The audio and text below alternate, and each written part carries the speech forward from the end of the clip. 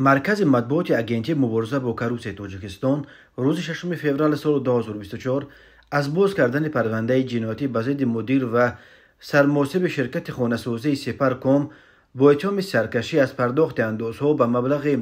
مخصوصاً زیاد خبر داد. سپرکام در دوشنبه چندین بنای بسیار خبته از جمله مجتمع استقامتی محتشم در کوچه کراموف در قسمت شمالی پایتخت تاجیکستان را بنا کرده است. در اطلاع اگنتی در بابت از پرداخت اندازها سرکشی کردن این شرکت چنین گفته می شود: ستاروف در وظیفه دیرکتور شرکت سپرکام و مومنوف در وظیفه سرمحاسب همین جمعیت کار فعالیت کرده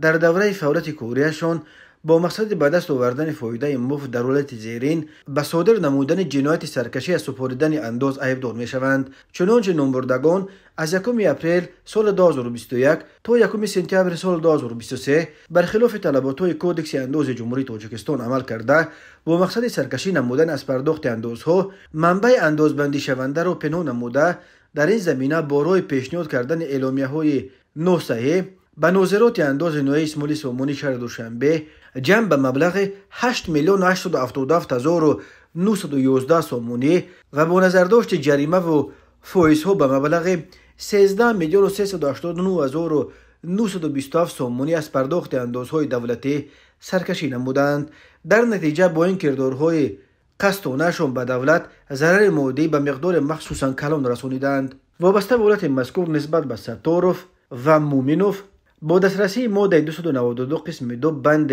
به کودکس جنایتی جمهوری تاجیکستان پرونده جنایتی آغاز کرده شده تفتیشات پیشکی ادامه دارد. تفصیلات دیگر قضیه دسترس نیست. مسئولان شرکت سپرکام تا حال این اتهام به ضد آنها اعلان شده را شرح ندادند، ولی به آنها بر اساس قسم 2 ماده 292 برای سرکشی از پرداخت اندازها به مبلغ مخصوصاً زیاد همچون جزا و جریمه به اندازه از 912 تا 1460 نشان دهنده برای حسابها یا محروم ساختن از آزادی به مدت از 5 تا 8 سال تهدید میکند. شرکت خانه‌سازی سپرکام سال 2019 تأسیس یافته به ساختن بناهای بسیار قبطه در پایتخت شهر دوشنبه مشغول می باشد. یکی از بناهای مشهور ساخته سپرکام مجتمع استقامتی در کوچه کراموف